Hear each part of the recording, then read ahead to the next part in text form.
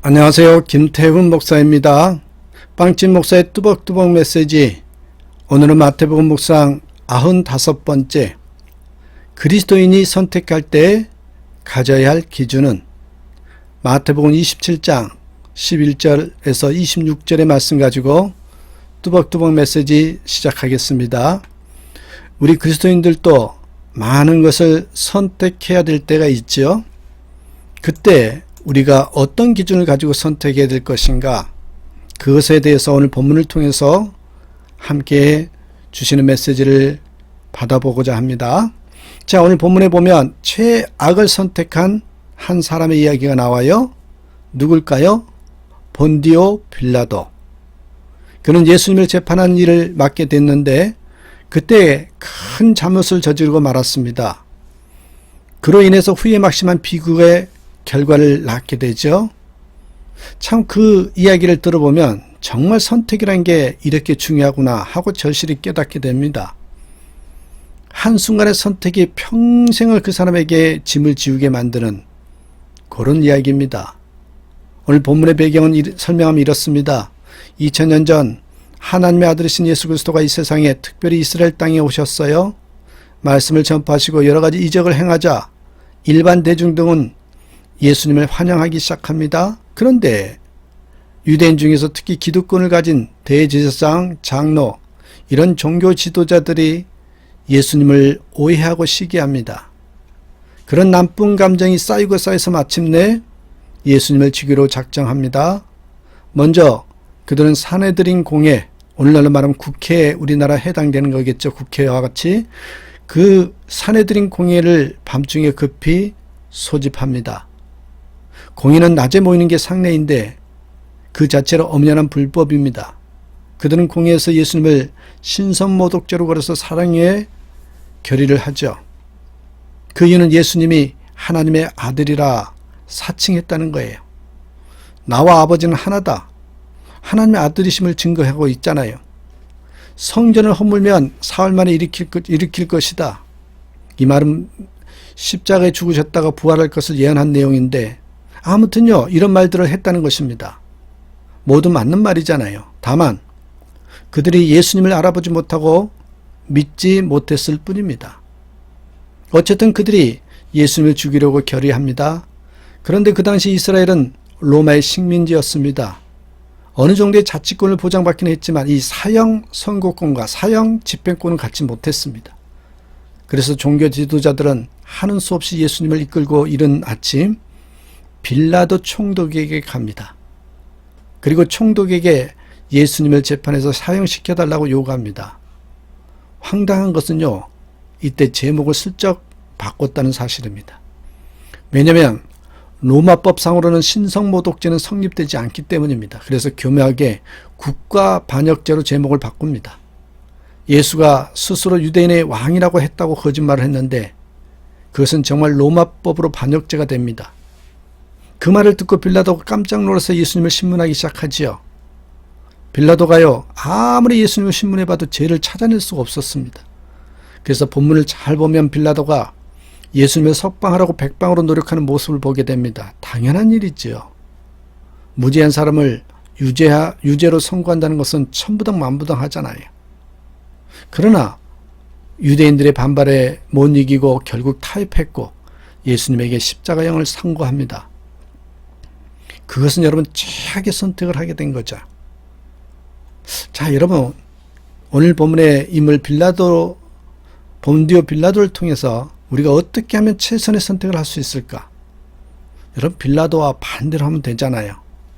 우리가 선택을 할 때 특별히 예수 믿는 그리스도인으로서 선택할 때 이 기준을 가져야 됩니다. 그런 뜻에서 세 가지 기준점을 여러분과 함께 나누겠습니다. 첫 번째입니다.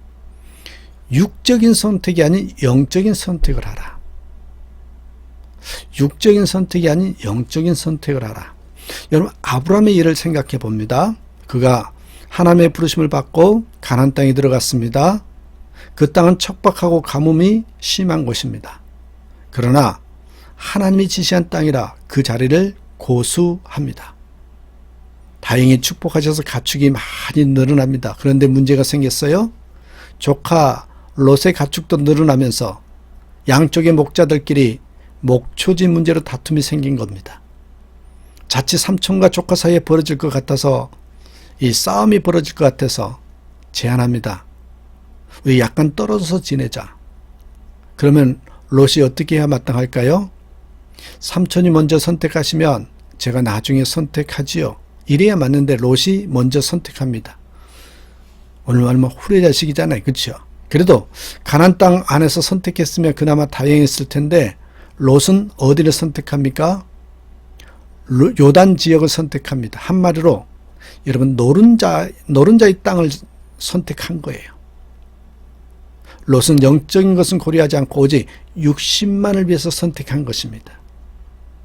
그런데 여러분 아시죠? 그가 마지막에 찾아간 소돔은 죄악이 관영한 곳이었습니다. 그런데 여러분 아브라함은 어떻게 했습니까? 롯이 떠나자 속이 쓰렸지만 하나님의 말씀을 붙잡고 가나안 땅을 고수합니다. 그 결과 어떻게 됐나요? 이스라엘의 조상이 됐습니다. 그리고 예수 그리스도의 조상이요, 더 나아가서 모든 그리스도인들의 조상, 믿음의 조상이 됐죠. 그뿐만 아니라 생애 과정 속에서도 많은 축복을 받았고 노년에 이르도록 큰 축복을 받으면서 살았습니다. 여러분 이게 바로 성경적인 선택의 원리입니다. 예수님이 약속하신 말씀과 일맥상통합니다. 어느 목사님의 간증입니다. 그분은 어려서 고안에서 자랐대요. 하루는 어느 목사님과 성도들이 방문해서 격려해 주셨대요. 그런데 그 목사님이 인사 말씀을 하면서 여러분 중에 나중에 커서 목사가 되고 싶은 사람이 있으면 손 들어 보시라고. 아무도 손을 들지 않았는데 그가 손을 번쩍 들었답니다. 후일에 그 목사님이 기억하고 데려다가 신학 공부를 시켰고 해외 유학이 쉽지 않던 시절에 미국 유학길에 열려서 유학을 다녀왔습니다. 그리고 신학교 교수 사역과 목회를 겸해서 감당하다가 명예롭게 은퇴하셨답니다. 보세요.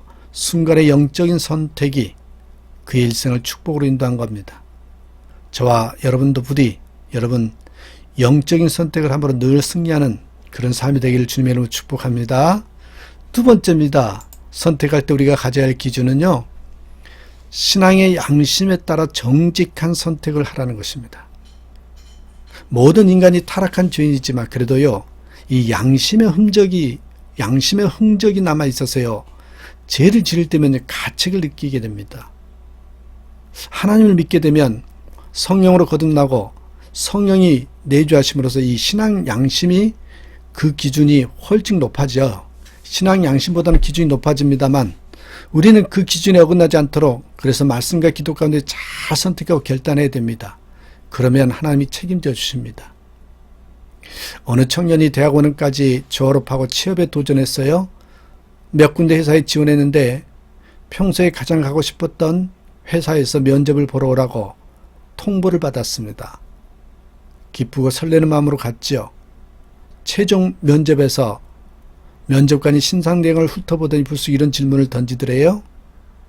지원자, 교회 다녀요? 왜 그러나 싶어 긴장한 모습으로 대답했습니다. 네, 그렇습니다. 그러자 또 질문합니다. 그러면 일요일에 회사에서 나오라고 하면 어떻게 하실 거예요? 순간 급소를 찔린 기분이었습니다. 머릿속이 복잡해졌습니다.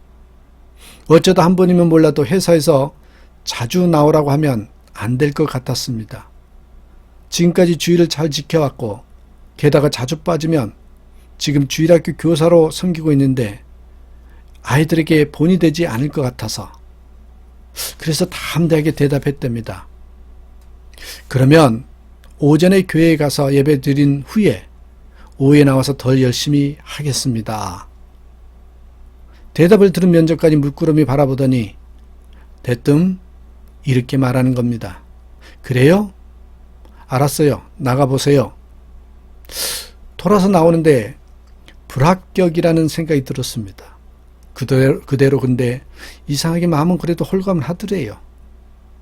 그런데 며칠 후에 학교 통지를 받았고 그 회사에 잘 적응해서 지금 잘 다니고 있다는 겁니다. 보십시오. 우리가 영적인 원리 중에 하나가 하나님을 선택하면 하나님이 책임져 주신다. 이 간증 아니겠어요? 하나님을 선택하면 하나님이 책임져 주신다. 부디 저와 여러분도 신앙 양심에 따라 말씀에 비추어 부끄러움 없이 정직한 선택을 하면서 살아가는 그런 삶이 되시길 간절히 축원합니다. 그래서 역시 하나님께서 그런 자에게 함께 하시구나, 이 경험을 하는 그런 삶이 되었으면 좋겠습니다. 하나만 더 보겠습니다. 선택할 때 우리 그리스도인들이 가져야 될 거, 현실만 보지 말고 긴 안목을 보고 선택하라. 보통 사람들은 눈앞의 현실만 고려해서 계산해보고 선택하지요. 근시안적인 선택이죠. 그러면 당장은 좋은 것 같은데 나중에 큰 손해를 보는 경우가 허다합니다.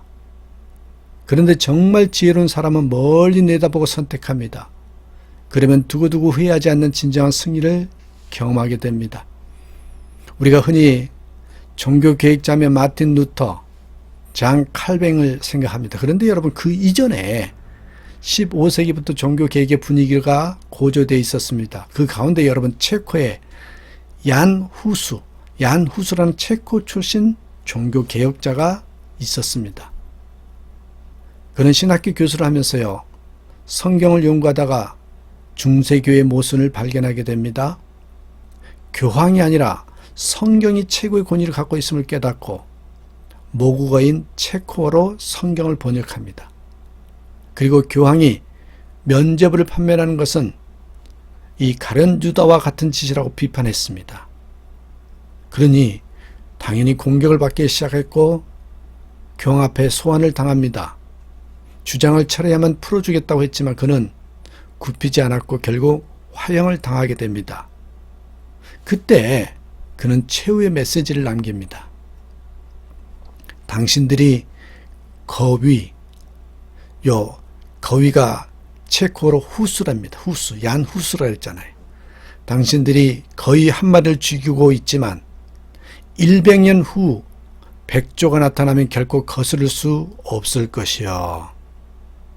그의 말대로 100년 후에 마틴 루터가 종교개혁의 기치를 들었고 오늘의 개신교가 탄생하게 됩니다. 이 얀 후수의 선택은 정말 옳았습니다. 앞으로 남은 인생을 아름다운 인생으로 만들어가고 싶습니까? 그러려면 최선의 선택을 하면서 살아가야 합니다. 순간의 선택이 하루를, 1년을, 일생을, 더 나아가서는 영혼을 좌우할 수 있습니다. 부디 빌라도의 최악의 선택을 반면교사로 삼고 신앙의 선진들의 최선의 선택을 본받아서 여분, 이왕이면 분명한 영적인 원리가 담긴 이 선택의 기준을 우리 삶에 적용함으로 말미암아 늘 승리하는 저와 여러분 되시길 부탁을 드립니다. 육적인 선택이 아닌 영적인 선택을 하라. 신앙의 양심에 따라 정직한 선택을 하라. 현실만 보지 말고 긴 안목을 보고 선택하라. 진정 그리스도인으로서 이런 선택에 다시 한번 기준을 가슴에 품고 적용함으로 하나님의 기쁨이 되고 하나님의 귀한 사랑을 또한 승리를 맛보는 저와 여러분 되시기를 주님의 이름으로 축복합니다. 오늘도 주님 때문에 나는 행복합니다. 주님 안에 있어서 평화롭습니다. 평강의 복이 넘칩니다. 이렇게 고백하는 저와 여러분의 하루의 삶이 되기를 주님의 이름으로 축복합니다. 감사합니다.